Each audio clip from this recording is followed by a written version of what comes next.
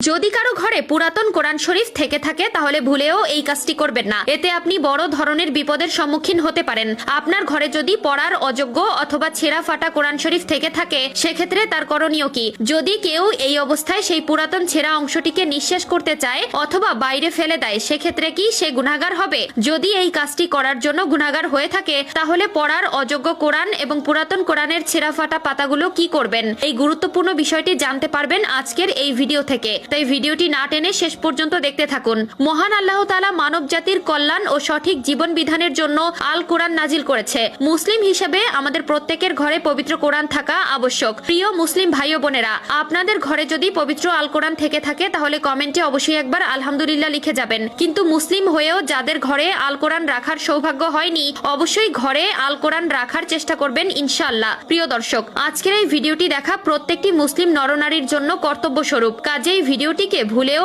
এড়িয়ে যাবেন না। হয়তো এই ভিডিওতে আলোচনা করা বিষয়বস্তুটি সম্পর্কে আপনারা না জানার কারণে বড় ধরনের বিপদের সম্মুখীন হতে পারেন, তাই অবশ্যই ভিডিওটি শেয়ার করে আপনার পরিবার এবং প্রিয়জনের কাছে পৌঁছে দিন। আপনার একটি মাত্র শেয়ারে তারা এই বড় ধরনের গুনাহ থেকে পরিত্রাণ পাবে। প্রিয় দর্শক, আল কোরআন শুধুমাত্র একটি পুস্তক নয়, এটি একটি পবিত্র ধর্মগ্রন্থ এবং এর প্রতিটি অক্ষর অত্যন্ত সম্মানের সাথে রাখা উচিত। তবে যেহেতু এই পুস্তকটি কাগজের উপরে ছাপানো হয় সেক্ষেত্রে অনেক দিনের ব্যবহারের ফলে সে কাগজটি নরম কিংবা ছিঁড়ে যাওয়ার উপক্রম হয়। অনেক সময় সেটি পড়ার জন্য অযোগ্য হয়ে পড়ে, অর্থাৎ এতে থাকা হরফগুলি মুছে যায়। সেক্ষেত্রে কি করা যেতে পারে? আমাদের মধ্যে এমন অনেক মুসলিম আছে যারা এমতো অবস্থায় সেই ছেঁড়া অংশটিকে যত্রতত্র ভাবে যে কোনো জায়গায় রেখে দেয়। আবার অনেকেই আছে সেটাকে আগুনে পুড়িয়ে ছাই করে ফেলে। কোরআন, হাদিস ও অন্যান্য ধর্মীয় পুস্তকাদি ছিঁড়ে গেলে অথবা পড়ার অনুপযোগী হলে সেগুলোর হেফাজতের উদ্দেশ্যে কোনো পবিত্র কাপড়ে পেঁচিয়ে সংরক্ষিত কোনো স্থানে অথবা কবরস্থানের এক কোণে,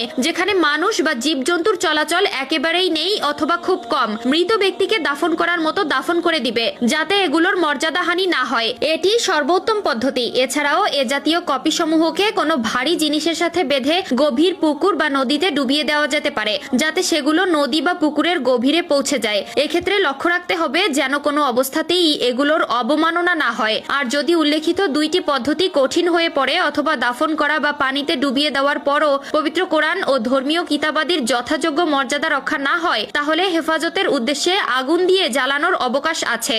জ্বালানোর পর ছাইগুলোকে দাফন করে দেওয়া অথবা পানিতে ফেলে দেওয়া যেতে পারে।